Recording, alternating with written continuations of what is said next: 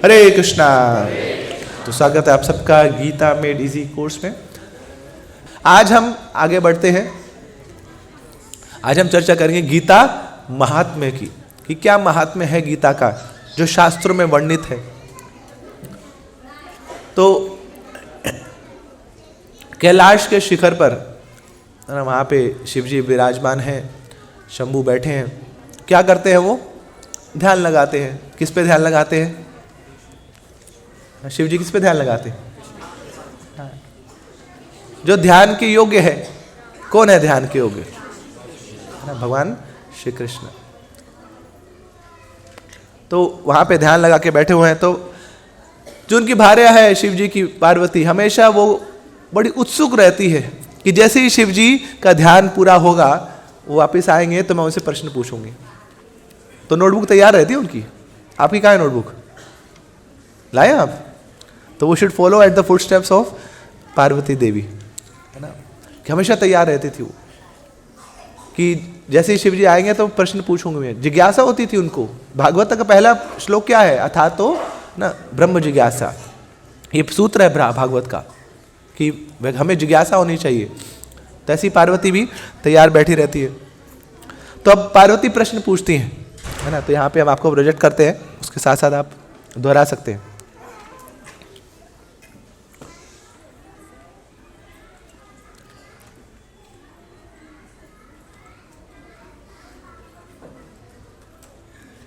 तो पार्वती ये प्रश्न पूछ रही है ना, श्लोका के फॉर्म में ही है, उसको हम फिर अब चर्चा करेंगे। ओके। भगवन् सर्वतत्त्वज्ञ श्री विष्णु त्वत्प्रसादता श्रुता नानाविधा धर्मा लोक निस्तार हेतवा। तो कहां से शुरू कर रही है? भगवान। अब भगवान कौन है यहाँ पर? शिव जी को बोल रही है भगवान। वैसे शिव जी के साथ हमेशा भगवान लगाया जाता है, लगा दिया जाता है। वैसे तो शिव जी कौन है? भगवान के ही एक अलग स्वरूप है, मगर वो शिव जी भी भगवान की आराधना करते हैं, जो परम पुरुषोत्तम भगवान है, ईश्वरा परमा कृष्णा। मगर जो साधारण सामान्य लोग हैं वो शिव जी को भी भगवान बोलती हैं। मगर यहाँ जो पार्वती शिव जी को भगवान बोल रही है, वो साधारण जनता की तरह भगवान नहीं बोल रही है। किस रूप में भगवान बोल रही है? कि आप मेरे पति हैं। तो पहले तो ये होता था कि जो पति है वो भगवत तुल्य ही है ना। तो इसलिए ना वो जो गृहस्थ जीवन है बड़ा लंबा चलता था, क्योंकि आपस में बहुत बहुत रिस्पेक्ट है ना। पति को क्या चाहिए ना? पति को रिस्पेक्ट चाहिए। पत्नी को क्या चाहिए? उसको प्रेम चाहिए। ये दो चीज़ें कोई समझ जाएगा तो गृहस्थ जीवन बड़ा लंबा चलता है। बस प्रभुपाद जी बोलते हैं दुनिया में ये ना, जो पति पत्नी यही दो चीज़ें नहीं करते हैं। पत्नी पति को रिस्पेक्ट नहीं करती और पति पत्नी को प्रेम नहीं देता, तो उनके झगड़े हमेशा चलते रहते हैं। बस ये दो चीज़ें मिल जाए ना, all the problem they get solved. तो पार्वती मैया वही कर रही है ना। भगवान नाम का प्रश्न ही कहाँ से शुरू है ना? भगवान ना, you are my lord, I am your servant ना। अब मेरा प्रश्न है। मगर प्रश्न पूछने से पहले कुछ और भी वो बता रही हैं कि सर्व तत्वज्ञ ना, आप भगवान भी हो। क्यों? क्योंकि आप सर्व जानते हो। सर्व तत्वज्ञ, आप सारे तत्वों को जानते हो। So she is glorifying him. तो कुछ किसी से लेना है तो पहले कुछ देना पड़ेगा ना। तो पहले अच्छे से ग्लोरीफाई कर दो ना। ज्ञान चाहिए। पहले के ज़माने में ज्ञान छोटी चीज़ नहीं होती थी। आजकल तो गूगल पर डालो सब मिल जाता है ना। अगर पहले तब जाओ लाइब्रेरी में किताबें छानो, इधर उधर ना पैर पकड़ो किसी के, तब जाके ज्ञान मिलता था। तो पार्वती मैया को जानना है ना, तो first she is glorifying and very genuine glorification, कि आप सब जानते हैं ना। आप इतना भजन करते हैं, इतना ध्यान लगाते हैं, कृष्ण के प्रति इतना अनुराग है आपका, अपना ध्यान ना आप फोकस करते हैं, तो आप सब जानते हैं। तो भगवान सर्व तत्वज्ञ श्री विष्णु त्वत्प्रसादता। तो त्वत्प्रसादता, कि आपकी कृपा होगी तो मैं श्री विष्णु के बारे में कुछ जानना चाहती हूं। उनके बारे में आप मुझे कुछ बताइए। श्रुता नाना विधा धर्मा। तो तो यहां पार्वती क्या बोल रही हैं कि मैं सुनना चाहती हूं, मैं श्रवण करना चाहती हूं। एक्चुअली में ये जो अंग है ना भक्ति का ना, श्रवणम, ये सबसे पहला अंग है। प्रहलाद महाराज क्या बताते हैं? श्रवणम कीर्तनम विष्णु स्वर्णम, नवविधा भक्ति वो बताते हैं। मगर नवविधा भक्ति का जो प्रथम जो सीढ़ी है वो है श्रवणम, सुनना। किसके बारे में सुनना? भगवान के बारे में सुनना। तो सारे अंग न खिलने लग जाते हैं, सारे अंग बड़े हर्षित हो जाते हैं जब श्रवण का अंग फलीभूत होने लग जाता है। तो पार्वती बोल रही है कि मैं बाकी भक्ति क्या करूं ना, सबसे पहले तो मैं सुनूंगी तभी तो मेरी भक्ति खिलेगी, तो आप मुझे सुनाइए।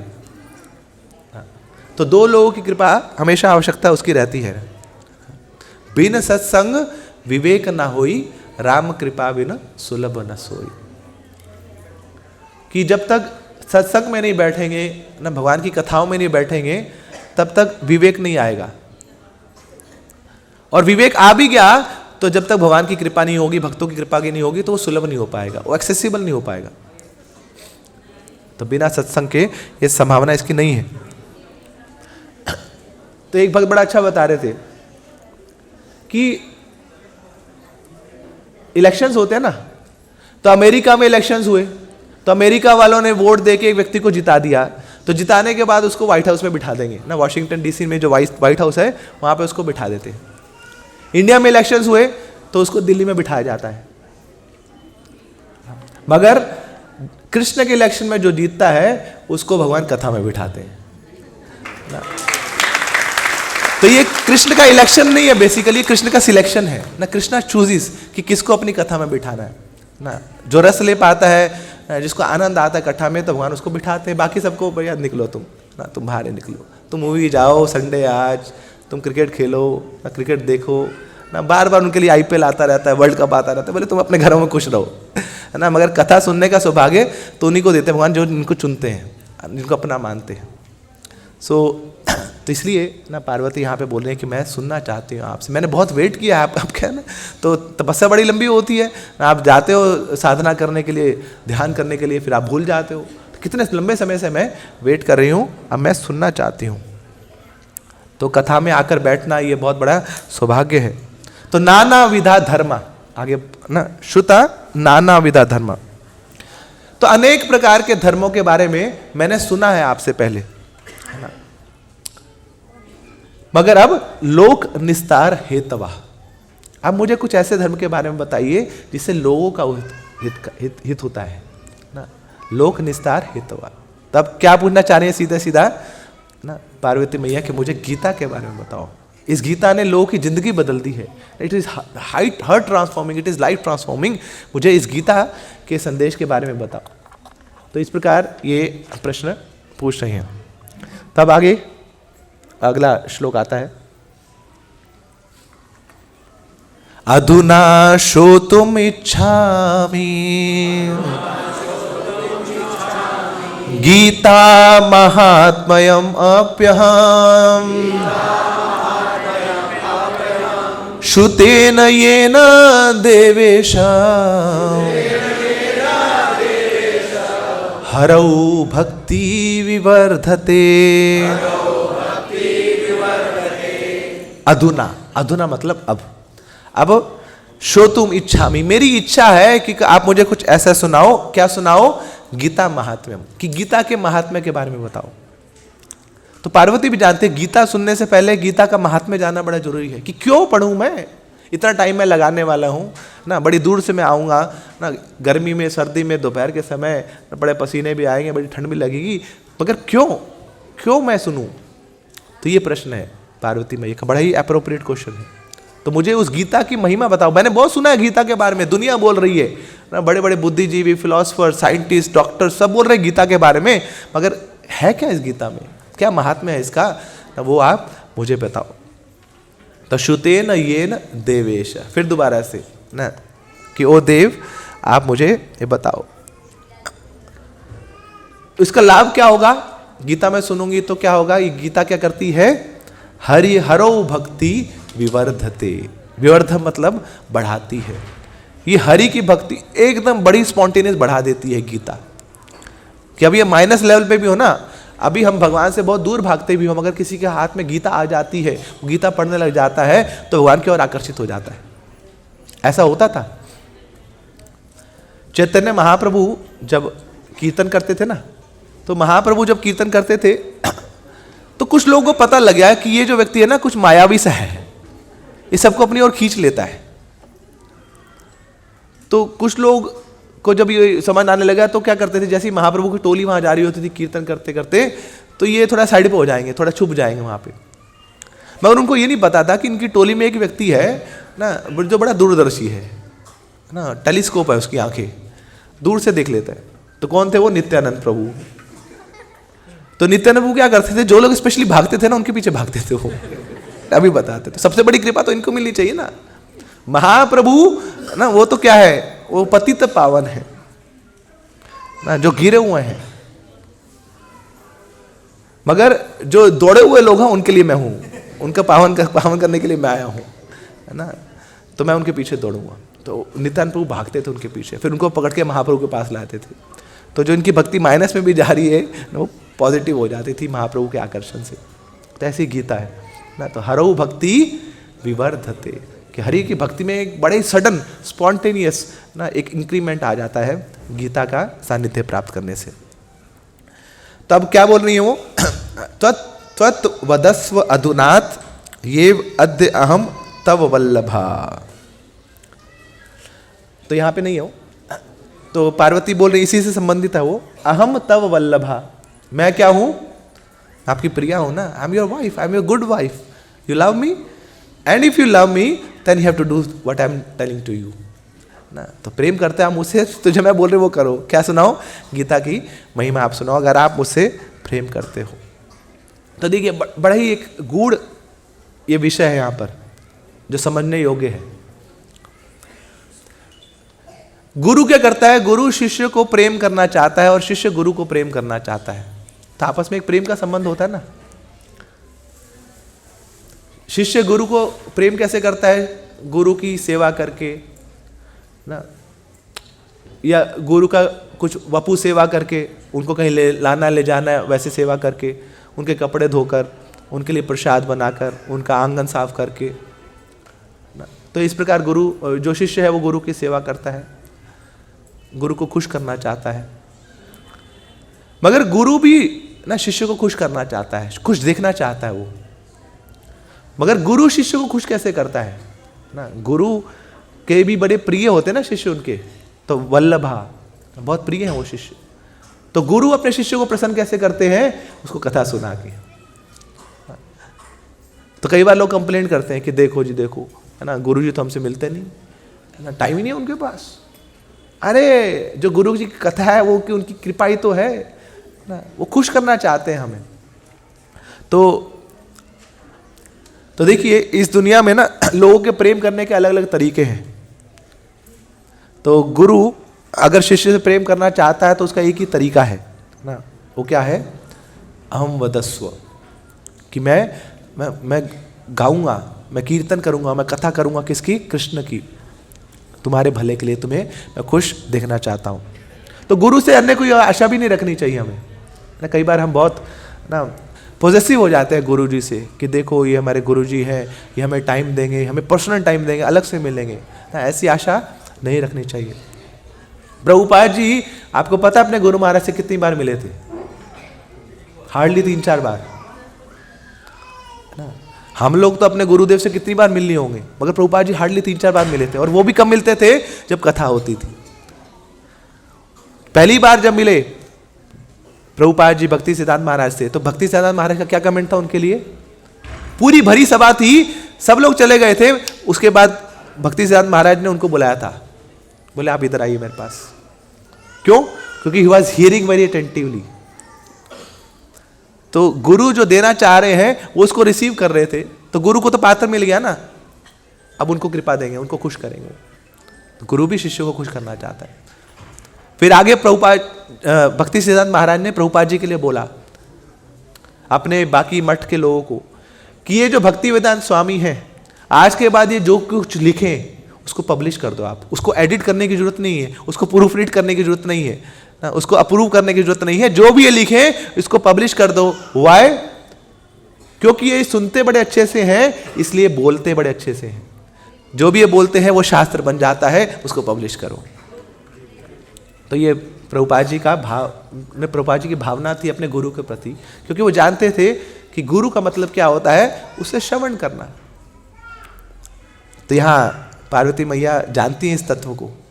तो अहम वदस्व, आप मुझे बताइए क्यों? क्योंकि मैं आप मुझसे प्रेम करते हो ना, मैं आपकी प्रेमिका हूँ, मैं आपकी प्रेयसी हूँ। तो जिससे प्रेम करते तो उसको कथा सुनाओ। तो ऐसे ही गुरु भी हमसे बहुत प्रेम करते, तो इसलिए हम कथा सुनाते हैं ना। गुरु का हमेशा भाव यह रहता है कि जब भी मौका मिले क्या करो, कथा करो।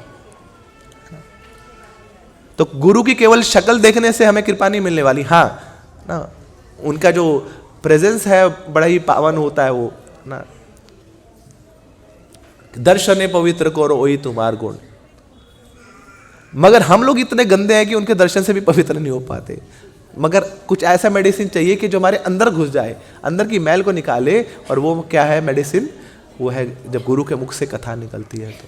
तो वही पार्वती मैया यहाँ पर शिव जी को रिक्वेस्ट कर रही है कि आप मुझे कथा सुनाइए। अब शिव जी जो है अब पार्वती को बहुत ही गूढ़ रहस्य बताएंगे, है ना। क्यों? क्योंकि आप मेरे प्रेयसी हो, मेरे प्रियतम हो। भगवान श्री कृष्ण ने भी अर्जुन को कौन सा रहस्य बताया? बड़े कॉन्फिडेंशियल मैटर था, बड़ा गूढ़ रहस्य था वो। भक्तोऽसि में सखा चेती। क्यों बता रहा हूं? क्योंकि तुम मेरे सखा हो ना, मेरे बड़े क्लोज हो, बड़े निकट हो तुम मेरे, इसलिए मैं तुम्हें ये कथा बता रहा हूं। तो अब यहां पे अगला श्लोक आता है। अतसी पुष्प संकाशम खगेंद्र आसनम अच्युतम शयानम शेष शय्यानाम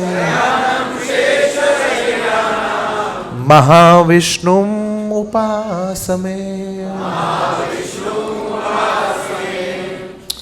तो पार्वती सबसे पहले मैं ये जान लो कि मैं किसका उपासक हूं? मैं महाविष्णु का उपासक हूं। महाविष्णु उपासमे।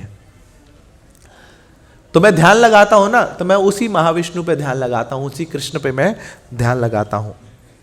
तो गीता का महात्म्य बताने से पहले ना उस व्यक्ति के बारे में बता देता हूं ना जिसने गीता बोली है। तो पहले महाविष्णु के बारे में मैं तुम्हें बताता हूं, उनकी महिमा बताता हूं।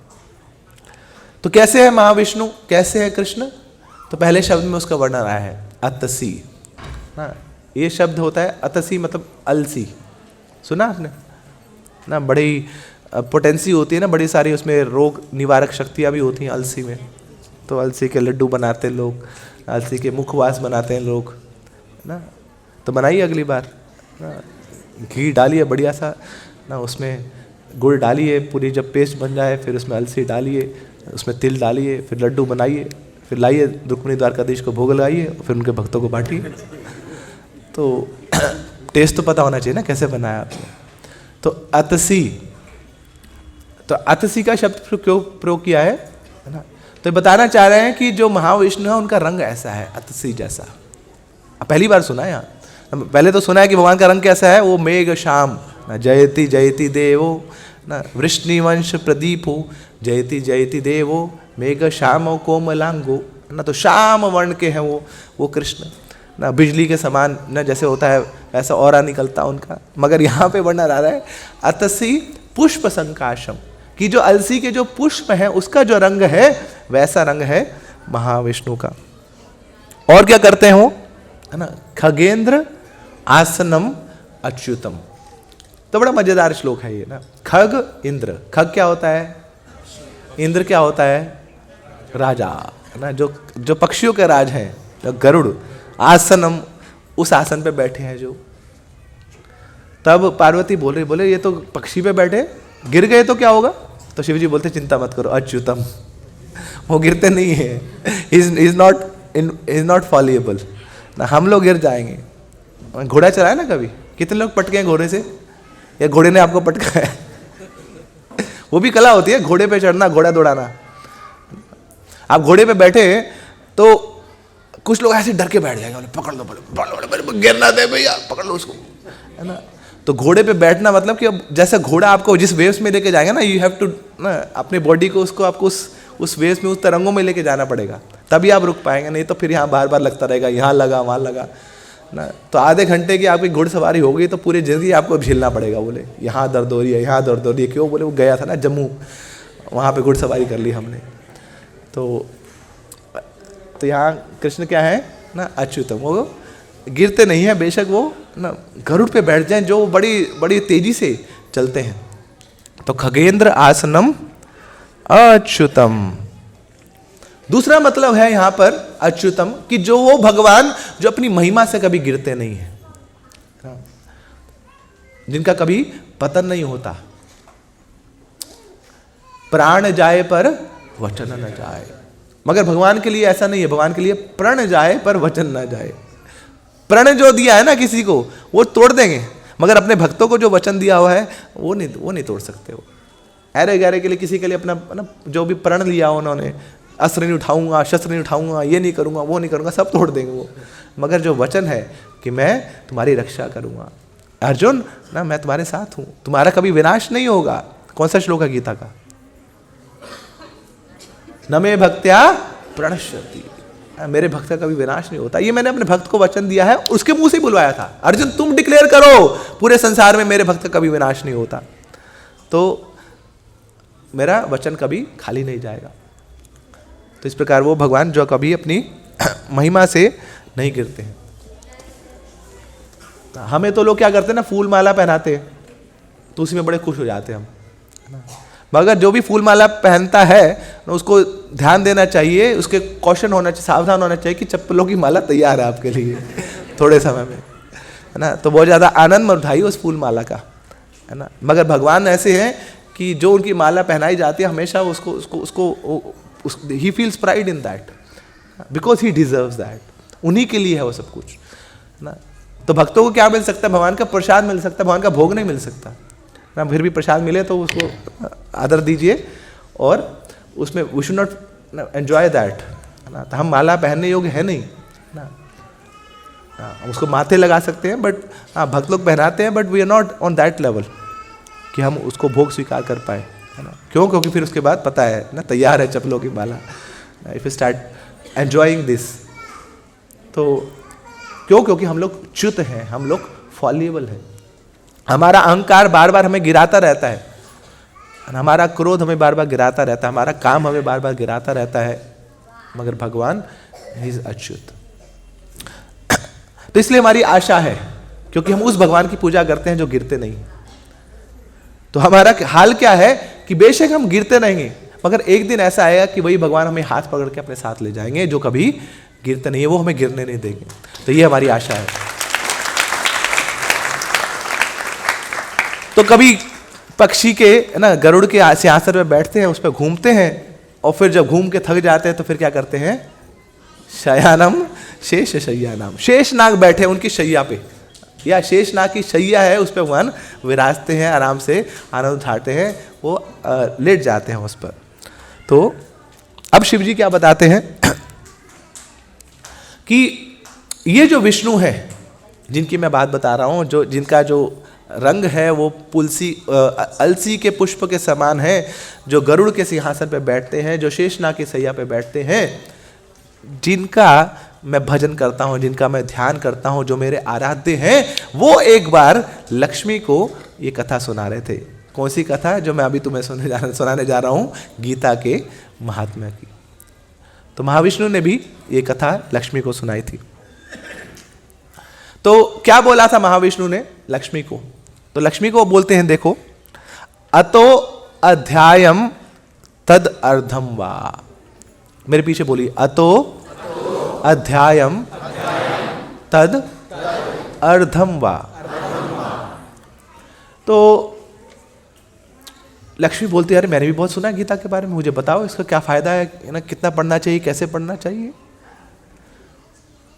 तो मेरे प्यारे भक्तों, आपको अपना मान के मैं ये बात बता रहा हूं, चाहे हम कितने ही बड़े हो जाएं, कितने ही ग्रंथ हमने पढ़ लिए हों, कितने शास्त्रों का ज्ञान क्यों ना हो जाए ना, भागवत हमने पढ़ ली हो, चैतन्य चरितामृत हमने पढ़ ली हो ना, अलग अलग आचार्यों की हमने ग्रंथ पढ़ ली हो, मगर उसके बावजूद एक ग्रंथ ऐसा है जो कभी छोड़ना नहीं चाहिए, जीवन के अंत क्रम तक इसको पढ़ना चाहिए, और वो कौन सा है?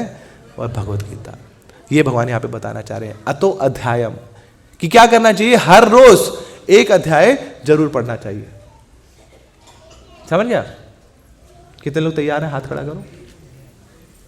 बोले प्रभु जी क्या करा रहे हैं, तो कैमरा लगा हुआ यहाँ पे, एक अध्याय आसान है क्या? लक्ष्मी भी यही बोल रही है। बोले क्या बात कर रहे हो प्रभु जी, आप भगवान हो, आप पढ़ सकते हो ना, अतो अध्यायम हमारे लिए संभव नहीं है, कुछ तो नेगोशिएट कर रहे हो। देखिए कितनी ना, माँ का हृदय तो ऐसे ही होता, अपने बच्चों के लिए लड़ लेती किसी से, तो लड़ाई कर रही है लक्ष्मी हमारे लिए। वहां सोची ना, विष्णु से बोले ये पॉसिबल नहीं है, this is not reasonable, this seems illogical also. एक अध्याय पूरा 700 श्लोक है, आधा भी उसको बांट लो 18 में, 40-50 श्लोक कहां से पढ़ लेंगे हम? Not possible. कुछ कम करो, कुछ ठीक ठाक करो, सही सही लगा लो, भाव लगा लो, इसका कितना करो। तो विष्णु बोलते ठीक है ना, अथो अध्यायम पूरा नहीं पढ़ सकते हर रोज, तो अर्धम वाह, आधा अध्याय पढ़ लो। ठीक है, अब कितने लोग तैयार हैं अब आधा अध्याय रोज पढ़ने को? ये तो और कम हो गया। बोले प्रभु जी पूरा पढ़ते तो समझ तो आती, कहां से कहां तक पढ़ना, आधा तो मन ही चंचल हो जाता है कि 4 पन्ने पढ़े। बोले हो गया जी, आधा हो गया हमारा। तो अध्यायम अर्धम वा।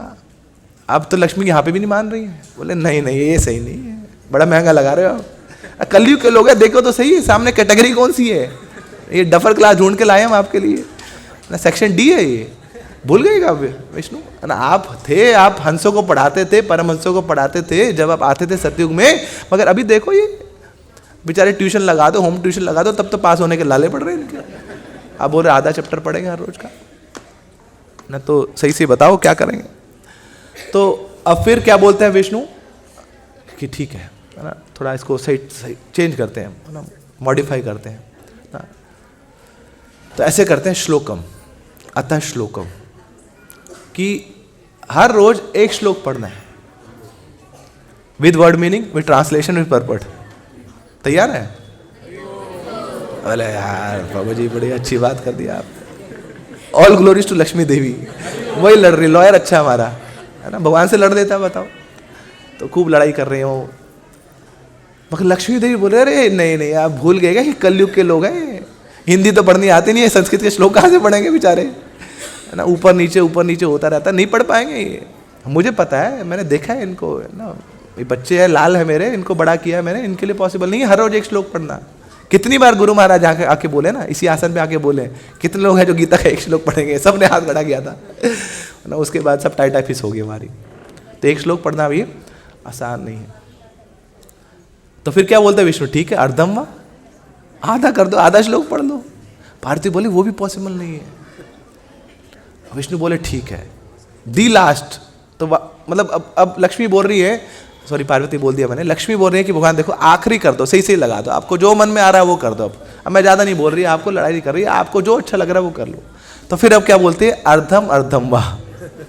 विष्णु बोलते हैं कि आधे का आधा ये चलेगा, अब इसके बाद मत बोलना कुछ और। अब मैंने कर दिया जितना डिस्काउंट करना था, मतलब धर्म क्षेत्रे कुरुक्षेत्रे टैंक टैंक टैंक टैंक टैंक टैंक नहीं करना, बस धर्म क्षेत्रे, बस इतना बोलना है हर रोज। क्या बोलना है? इतना ही बोलने, तो उसका फल क्या मिलेगा आगे, है ना। तो यहां पे बता रहे हैं कि जो ऐसा कर लेता है लक्ष्मी अति सुमेधाय, है ना, वो सबसे बुद्धिमान व्यक्ति है, वो भक्त समाज में सबसे नीचा में माना जाएगा उसको, कि बोले हर रोज क्या करते हैं, बोले प्रभु जी एक श्लोक का आधे का आधा पढ़ता हूं मैं। मगर भगवान बोल रहे हैं अति सुमेधाय ना, he is the most intelligent person on the entire planet, कि बड़ा ही बुद्धिमान व्यक्ति है जो एक श्लोक का आधे का आधा पढ़। ये गीता का महात्म्य है, देखिए इसमें कुछ ना श्लोक के साथ आपको बता रहे हैं ना, कोई इसमें एग्जैगरेशन नहीं है, अतिशयोक्ति नहीं है, ये सच बात है। कोई एक श्लोक का आधा भी पढ़ लेगा, भगवान बता रहे हैं कि वो बहुत ही बुद्धिमान व्यक्ति है। कैसा बुद्धिमान व्यक्ति है, क्या मिलेगा उसको, उसका फल क्या होगा, सुशर्म एव समुच्यते, सुशर्म एव समुच्यते, कि जो फल सुशर्मा को मिला है वही फल उसको मिल जाएगा। अब जब ये प्रश्न आया, ये उत्तर आया, तो अगला प्रश्न क्या होगा? बोले कौन है भाई साहब, नाम पढ़ा, पहली बार सुना है, कि कुछ ज्यादा ही शर्माते थे क्या ये, कि इनका नाम ही नहीं सुना हमने, सुशर्मा कौन है ये? तो ये पार्वती अब अगला प्रश्न पूछती हैं, है ना, कि सुशर्मा नाम को देवो, कि ओ देव, ये कौन है ये सुशर्मा नाम के व्यक्ति, इनके बारे में थोड़ा बताइए ना, क्या करते थे ये ना, और क्या इनको ऐसा हो गया कि इन्होंने इनको ये लाभ मिल गया, तो इनके बारे में थोड़ा हमें और डिटेल में बताइए। तब विष्णु अभी सुशर्मा नाम के जो व्यक्ति हैं इनके बारे में बता रहे हैं। तो बहुत सारे श्लोक है, मगर हम श्लोका नहीं पढ़ेंगे, अभी हम थोड़ा सा आगे बढ़ेंगे जल्दी से कि कौन है ये। तो भगवान बता रहे हैं दुर्मेधा, है ना, बड़ा ही बेकार व्यक्ति था ये, बड़ा ही अहंकारी व्यक्ति था, सारे गलत कार्यों को करता था ये, पाप की सारी सीमाएं इसने लांघ दी थी, और क्रूर कर्मणा, बहुत ही क्रूर इसके कर्म थे। तो यद्यपि इसका जन्म ब्राह्मण कुल में हुआ था, मगर ये ना, जैसे दो प्रकार के ब्राह्मण होते हैं, एक ब्राह्मण होता है जिसने ब्राह्मण के जो गुण है उसको अर्जित किया है, क्षमा दमा तपा शोचम, जो भगवान गीता में बताते हैं कि टॉलरेंस, फॉरबियरेंस, ना फॉरगिवनेस, पेशेंस, ह्यूमिलिटी, ऐसे गुण जिसने कल्टीवेट किए वो ब्राह्मण है। और दूसरा कौन सा है ना, जो आर्टिफिशियल ब्राह्मण है, जो बेशक ब्राह्मण कुल में इसका जन्म तो हो गया है, मगर उसके काम जो है वो एक शूद्र से भी गए गुजरे हैं, वो सारे पाप कार्यों को करता है, तो वो नाम का ब्राह्मण है। तो ऐसे ही ये जो सुशर्मा था तो ये ब्राह्मण कुल में जन्म हुआ था इसका, मगर ये आर्टिफिशियल ब्राह्मण था, नाम का ब्राह्मण था। क्या करता था? क्रूर कर्म। अच्छा, क्या क्रूर कर्म थे इसके? विष्णु आप बताइए क्या क्या करता था ये?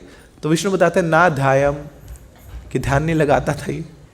तो देखिए भगवान की नजरों में ना, जो भजन नहीं करता है वो क्रूर व्यक्ति है। किसी और के साथ क्रूरता ना कर रहा हो, अपनी आत्मा के साथ वो क्रूरता कर रहा है ना, जो भजन नहीं कर रहा है। भगवान ने शरीर दिया है, मनुष्य शरीर दिया है किसके लिए ना? भगवान की आराधना करने के लिए ही है, अगर तत्व में इसको जाने तो। बाकी कोई बोल सकता है ना, शरीर को मेंटेन करने के लिए, वंश बढ़ाने के लिए ना, समाज का कल्याण करने के लिए ना, ये सब धर्म है, मगर असली जो धर्म क्या है ना, भगवान की आराधना करने के लिए शरीर मिला है। हरितोषणम संसिद्धिम हरितोषणम। तो ना ध्यायम, ये क्रूर कार्य है कि जो ध्यान नहीं कर रहा है, जो भजन नहीं कर रहा है, वो क्रूरता है। न जपाम, है ना, जो जप नहीं कर रहा है ये क्रूरता है। और क्या क्रूरता है उसकी? ना होमो, ना कोई यज्ञ नहीं करता है वो। ना अतिथि पूजनम।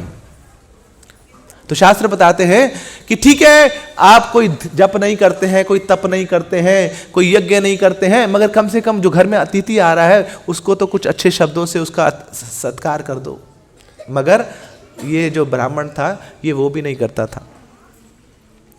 शास्त्र बताते हैं अगर कोई ये सारे कार्य भी नहीं कर रहा, कोई साधु संत है उसको अपने घर बुला लेता है, उसका सत्कार कर देता है ना, तो उसको 90% फल मिल जाता है भक्ति का, केवल साधु संतों का ना सम्मान सादर सत्कार करने से, उनको अतिथि मानने से।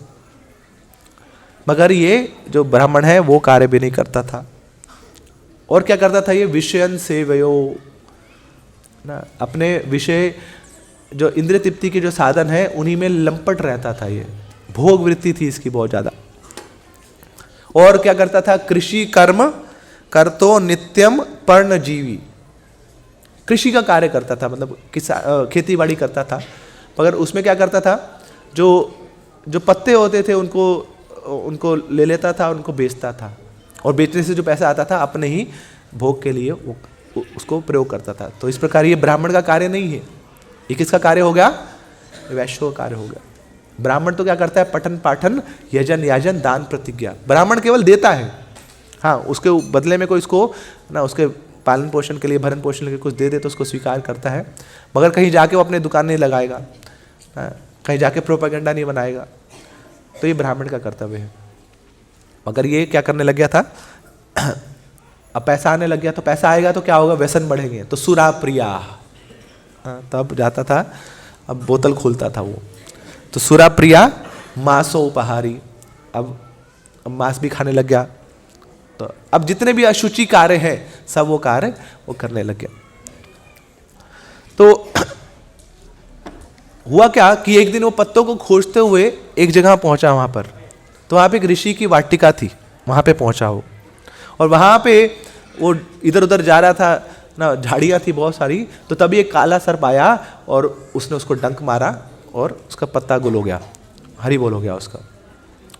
अब बहुत सारे नरकों में उसको जाना पड़ा, क्योंकि इतने सारे भोग किए थे, इतने सारे पाप किए थे, बहुत सारे नरकों में यातनाएं हुई उसकी, और फिर वापस मृत्यु लोक में आया। मगर अभी इसका पूरा दंड समाप्त नहीं हुआ था, क्योंकि अभी 84 का जो ना खेला है उसको खेलना है। पूरे 84 लाख योनियां उसको भोगनी पड़ेगी, सब में कष्ट भोगना पड़ेगा।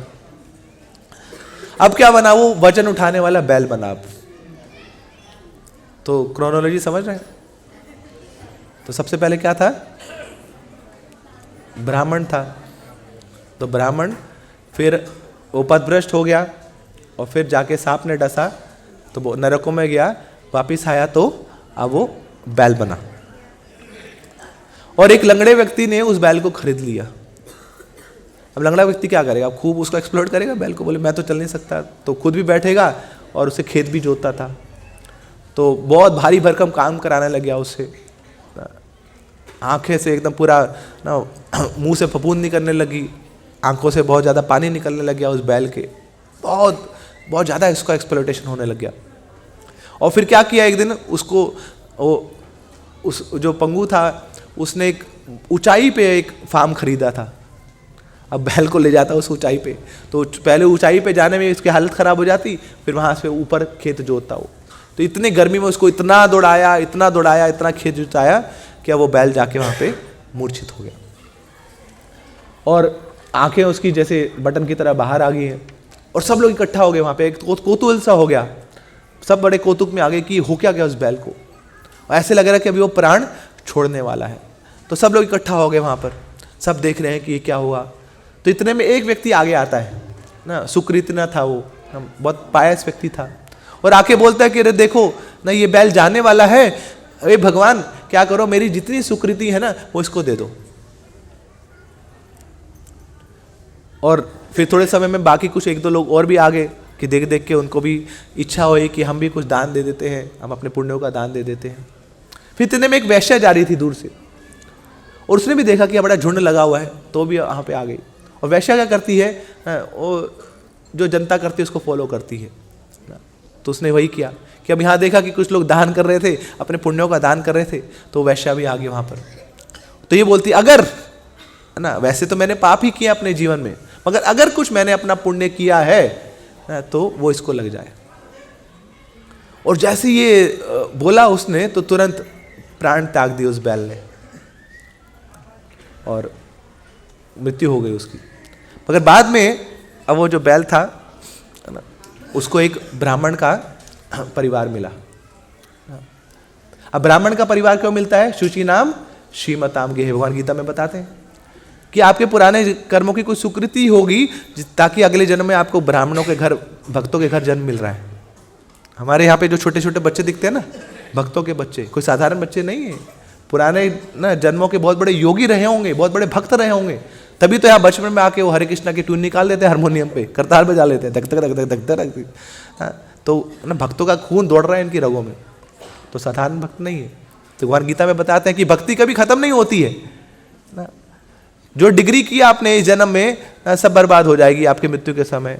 जब आपने बैंक बैलेंस इकट्ठा किया सब बर्बाद हो जाएगा, मगर जो भक्ति इकट्ठा करी ना वो खत्म नहीं होने वाली है ना। भक्ति क्या है, तो कि अप्रतिहता, कोई इसमें डिस्टर्बेंस नहीं है, कोई इंपेडिमेंट नहीं है। तो वही भक्ति अगले जन्म में एज इट इज पूर्ण रूप में मिल जाती है नए जन्म में। तो ये हुआ उस ब्राह्मण के साथ। तो जब वहां पे यमदूत भी आ गए थे उस समय, तो यमदूत उसको ले गए थे यमराज जी के पास। मगर यमराज बोले, अरे ये गलत दुकान पे ले आए उसको, यहाँ पे इसका खाता नहीं चलता। क्यों? क्योंकि वो जो गणिका आई थी, वो जो वैश्या आई थी, उसने अपने पुण्य इसको दे दिए हैं, और उस वैश्या के कारण, उस वैश्या के पुण्यों के कारण अब ये हमारे परव्यू में नहीं है, हम इसको छू भी नहीं सकते। तब ये बैल का जब मृत्यु के बाद उसका जन्म हुआ एक घर में जो ब्राह्मण कुल था। अब उसकी जिज्ञासा हुई कि अरे कुछ उसको स्मृति थी अपने पुराने जन्म की कि मैं बैल था, मगर ऐसा क्या हुआ कि मैं बैल होने के बावजूद मेरी मृत्यु भी हो गई थी उस समय, और मेरे को ये ब्राह्मण के घर जन्म मिला, ब्राह्मण कुल में जन्म मिला। और हाँ, वो वैश्या थी, उस वैश्या ने बोला था कि मेरे पुण्य इसको लग जाए।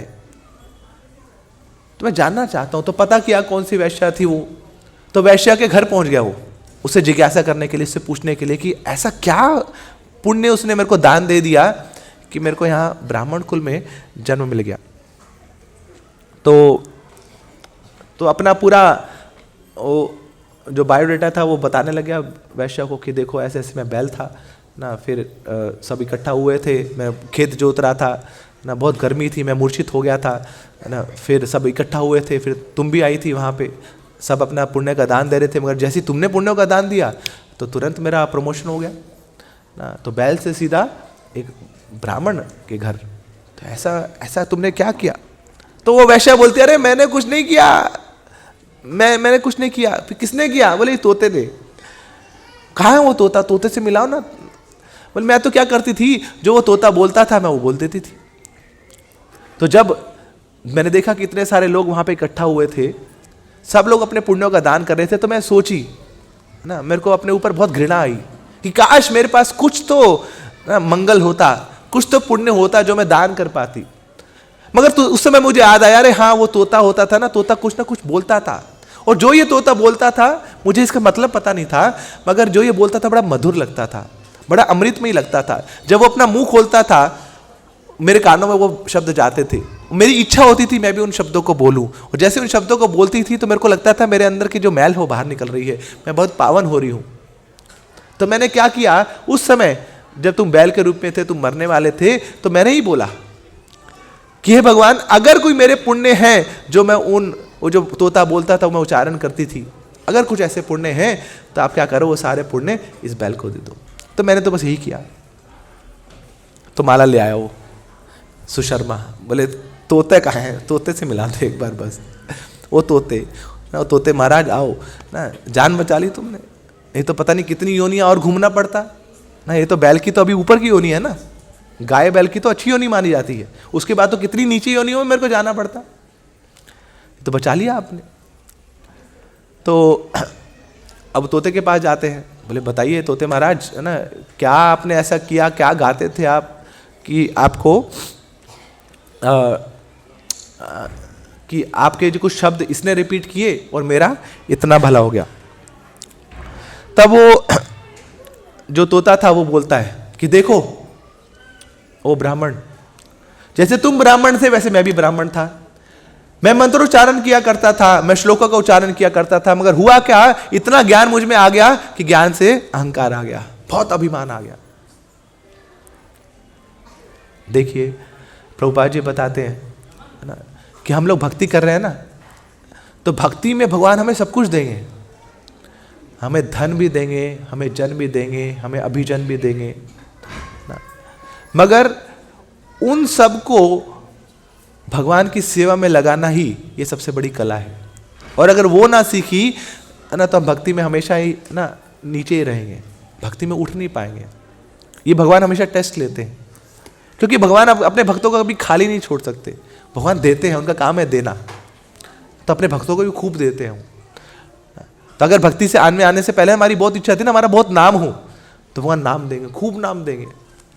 हमारी जय जयकार हो, भगवान बहुत जय जयकार देंगे। हमारे बहुत सारे फॉलोवर हो, भगवान बहुत देंगे, दुनिया भर के देंगे। मगर ये टेस्ट है भक्ति का। प्रभुपाद जी बोलते हैं false ego is the last snare of maya. भक्ति में आके ना व्यक्ति सब कुछ छोड़ सकता है, नहीं हम भी छोड़ते हैं ना। क्या छोड़ा सबसे पहले? बोले मैंने चाय छोड़ी, मैंने प्याज लहसुन छोड़ा, मैंने मूवी देखना छोड़ा, मैंने दोस्त छोड़े, है ना, मैंने कपड़े छोड़ दिए बाहर के, है ना, तो बहुत कुछ छोड़ा हमने। कोई बोलता मैंने बाल छोड़े, बोले आ ही नहीं रहे थे तुम्हारे, छोड़े क्या तुमने? मैं छोड़ा, तो ही छोड़ने का अहंकार आ जाता अब कि मैं इतना इतना बड़ा वैरागी हूँ। वो वैरागी की कहानी सुनी आपने? एक बहुत बड़ा व्यापारी था, उसके घर एक साधु आए और वो साधु बिल्कुल विरक्त थे। सब लोग उनको अपने घर बुलाना चाहते थे, मगर बाय चांस ये जो व्यापारी था इसके घर आ गए साधु, और अपने आप को बड़ा ही वो गर्वित महसूस कर रहा है कि देखो साधु बाबा मेरे घर आए, किसी और के घर नहीं आए। और आके उसने क्या किया, साधु बाबा को ग्लोरीफाई करना शुरू किया। ओ साधु बाबा, कितने बड़े त्यागी आप ना, सब कुछ छोड़ दिया आपने। तो साधु बोलते रहे, त्यागी मैं नहीं, त्यागी तो आप हैं। मैं त्यागी तो आप महात्यागी। क्या मजाक कर रहे हैं? मैं ही मिला मजाक करने को? क्या त्यागी हूं मैं?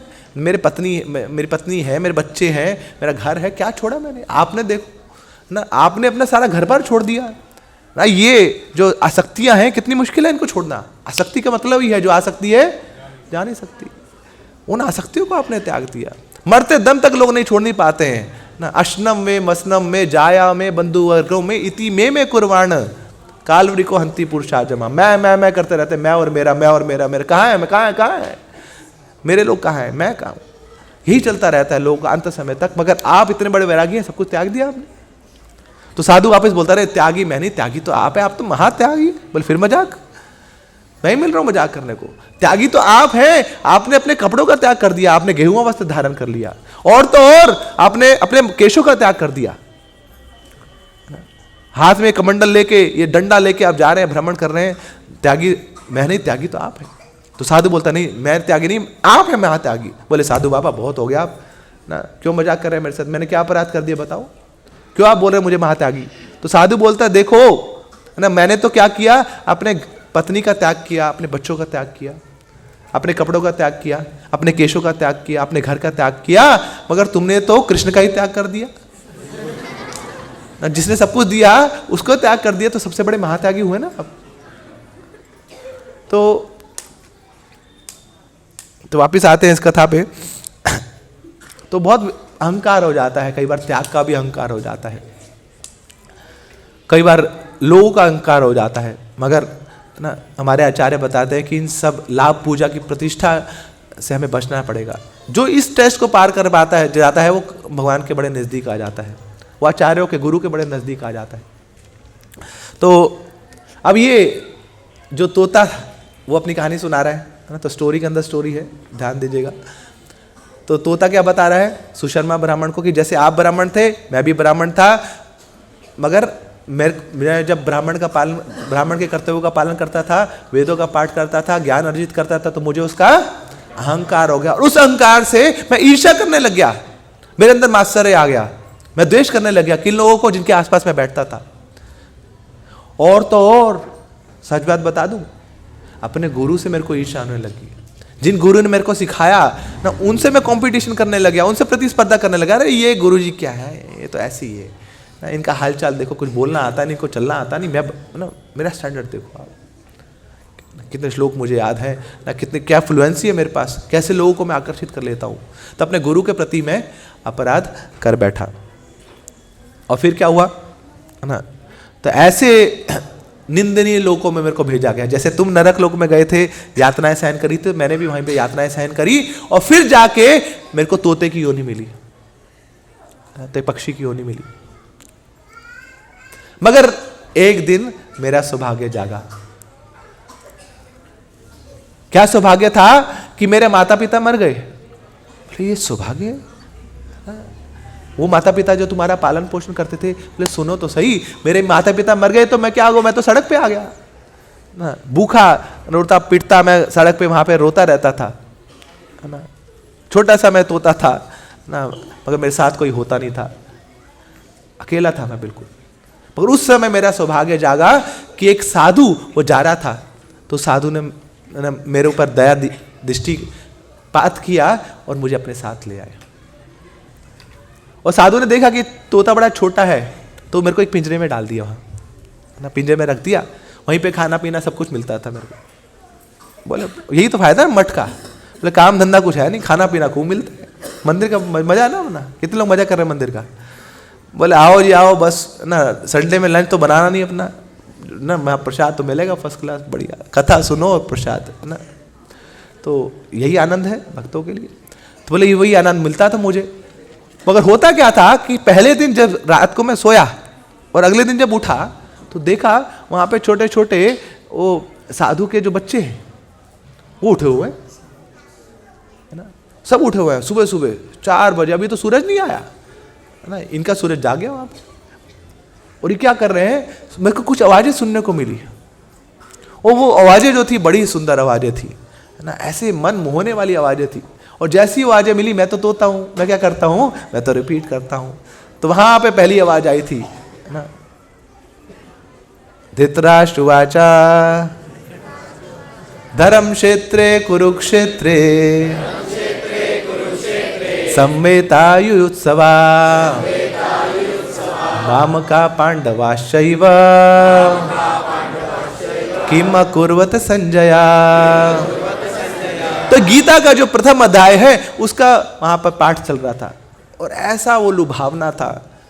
मगर वो जो साधु के बच्चों ने ऐसे नहीं गाया जैसे मैंने गाया था ना, वो बड़ी मधुर आवाज थी वो ना, ऐसे लग रहा था कि कोई बड़े सुंदर होम हो रहा है, कोई यज्ञ हो रहा है और उसमें यज्ञ में आहुति डाली जा रही है, बड़े सुंदर गीत बज रहे हो जैसे वाद्य यंत्रों के साथ, ऐसा पूरा माहौल हो गया था, सब इतना पावन हो गया था और मैं रह नहीं पाया, मैं भी उसका उच्चारण करने लगा। मगर फिर एक दिन क्या हुआ है ना, सबकी कहानी में ट्विस्ट आता है तो मेरी कहानी में ट्विस्ट आया ना। तो मैं बहुत मजे कर रहा था वहां पे पिंजरे के अंदर बैठे हुए, यहाँ पे गीत सुनने को मिलता था, उधर सुंदर सुंदर प्रसाद आता था ना। अब साधुओं के पास प्रसाद की कमी है, कोई ना कोई आके दे देता था, कुछ कोई मिठाई ला के दे देता था, कुछ ये ला के दे देता था। खूब दबा के पाया, मोटा हो गया छोटे से ना, तो तोता मोटा हो गया अब। तो अब वो फिर एक दिन क्या हुआ, एक चोर आया। अब चोर ने कुछ नहीं चुराया, वहां पे कुछ साधु के पास होगा चुराने को, मुझे चुरा के ले गया वो, और मुझे ले गया और जाके फिर एक वैश्या को उसने भेज दिया। ये वही वैश्या है, नहीं वही स्त्री है। और अब इस स्त्री के घर में जब गया तो मेरी तो आदत थी ना बोलने की, तो जो मैंने गीता का प्रथम अध्याय में जो बोलता था वही सुनाता था और फिर जाके इसको भी वो अच्छा लगने लग गया। तो जब जाके वो वैश्या बोलती है, हाँ मुझे समझ आया ना कि क्या सुकृति थी वो गीता का पाठ करने की सुकृति थी, जिसको मैंने प्राप्त किया तो मेरा भी शुद्धिकरण हुआ, इस तोते का भी शुद्धिकरण हुआ, और जिसको इवन दान देने से ये जो बैल है ना, इसको भी भगवत प्राप्ति हो गई, इसको भी ब्राह्मण कुल में जन्म हो गया। तो ये गीता का महत्व है।